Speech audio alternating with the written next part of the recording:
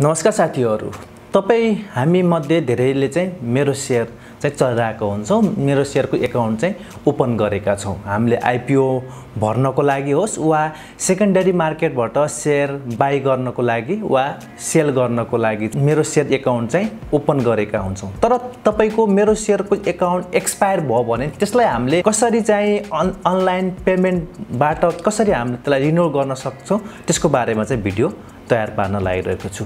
तपाईहरुलाई म screen share गर्छु। तपाई यहाँ जानुहोस् अनि यहाँ मेरोशेयर भनेर टाइप गर्नुहोस्। meroshare.cdic.com.np चाहिँ तपाईले गर्नुभयो भने यहाँ मेरोशेयर चाहिँ आको हुन्छ। यहाँ चाहिँ तपाईले आफ्नो डीपी कुन बैंकमा तपाईले ओपन गर्नुभएको छ त्यो अनि युजर नेम र पासवर्ड चाहिँ हाल्नु पर्ने हुन्छ। र त्यो सबै हानिसकेपछि यहाँ लगइन गर्नुपर्ने हुन्छ र लगइन गर्ने क्रममा यहाँ भनेको छ कि your MeroShare account has been expired, renew your MeroShare account via online payment or visit your DP भनेको छ। तपाईहरुले अनलाइन पेमेन्टबाट के गर्न सक्नुहुन्छ र त्यो भएन भने चाहिँ तपाईको जुन चाहिँ तपाईको अकाउन्ट रहेको छ त्यो अकाउन्ट रहेको बैंकमा चाहिँ तपाई भिजिट गर्नुपर्ने हुन्छ भनेर भनेको छ। र आज म तपाईहरुलाई हामीले अनलाइनबाट नै कसरी चाहिँ पेमेन्ट गर्ने त्यो चाहिँ सिकाउन लाग्छु। त्यसको लागि तपाईहरु त्यो ओपन गरिसकेपछि यहाँ प्रोसेस भन्ने आको हुन्छ, त्यसमा क्लिक गर्नुहोस् र यहाँ सेलेक्ट पेमेन्ट पार्टनर चाहिँ eSewa, खल्ती अनि प्रभु पे, आईएमई पे र एनसीएच यानी कि कनेक्ट आईपीएस बाट पनि तपाईले पेमेन्ट गर्न सक्नुहुन्छ। र मैले यहाँ चाहिँ eSewa लाई चुज गरे। eSewa लाई चुज गरिसकेपछि यहाँ अब मेरोशेयर र डिमान्डको लागि मात्र हो कि वा मेरोशेयर हो वा डिमान्ड हो के भनेको चाहिँ मैले मेरोशेयर र डिमान्ड दुवैको लागि भनेको छु।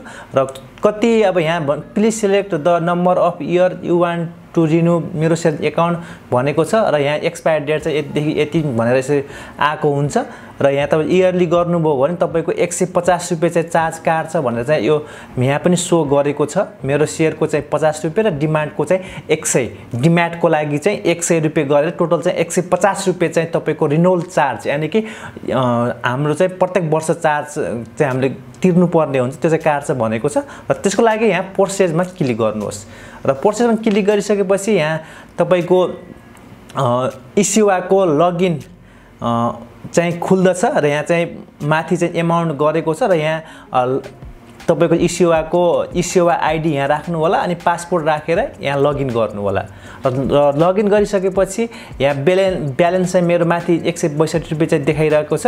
र यति भएपछि अब यहाँ तपाईको एड्रेसहरु सबै आको हुन्छ अनि यहाँ कन्टिन्यू पेमेन्टमा क्लिक गर्नुहोस् र कन्टिन्यू पेमेन्ट क्लिक गरिसकेपछि यहाँ कन्फर्म आको हुन्छ, कन्फर्ममा क्लिक गर्नुहोस् र कन्फर्ममा क्लिक गरिसकेपछि यहाँ पेमेन्ट सक्सेसफुली भनेर चाहिँ यसरी चाहिँ तपाईको बीओआईडी अनि नेम अनि पेमेन्ट टाइप चाहिँ के हो भन्ने कुराहरु सबै डिभर्स आईडीहरु चाहिँ सम्पूर्ण चाहिँ यहाँ देखाएको हुन्छ। अनि अब चाहिँ यसलाई तपाईले डाउनलोड पीडीएफ फाइलमा डाउनलोड गरेर पनि राख्न सक्नुहुन्छ। र त्यति भइसकेपछि अब तपाई गो टु होम पेजमा जानुहोस् र अब जुन तपाईको अगाडि जुन तपाईको डीपी रहेको थियो त्यो चाहिँ हान्नुहोस्। अब खुल्छ कि नै भनेर अनि त्यसपछि युजर नेम र पासवर्ड हानेर यसलाई चाहिँ लगइन गर्नुहोस्। लगइन गरिसकेपछि अहिले तपाईको सक्सेसफुली चाहिँ यहाँ खुलेको छ। तपाईले आईपीओ भर्नु पर्यो भने यसरी चाहिँ तपाईले भर्न सक्नुहुन्छ। यहाँ चाहिँ आईपीओहरु यिनीहरु चाहिँ खुलेको छ हैन, त्यो चाहिँ तपाईले चाहिँ भर्न सक्नुहुन्छ। यसरी चाहिँ तपाईले चाहिँ मेरोशेयरको अकाउन्ट एक्सपायर भयो भने त्यसलाई चाहिँ रिन्यू गर्न सक्नुहुन्छ। आजको यो भिडियो तपाईहरुलाई कस्तो लाग्यो र आगामी दिनहरुमा यस्तै नयाँ भिडियोको लागि हाम्रो यस च्यानलमा तपाईहरु पहिलो पल्ट आउनु भएको छ र हाम्रो यस च्यानल तपाईहरुले सब्स्क्राइब गर्नु भएको छैन भने कृपया सब्स्क्राइब पनि गरिदिनु होला भन्दै छिट्टै नयाँ भिडियोमा भेट्ने बास सहित आजलाई बिदा चाहन्छु। होस् त, नमस्कार, तपाईको दिन शुभ रहोस्। जय नेपाल।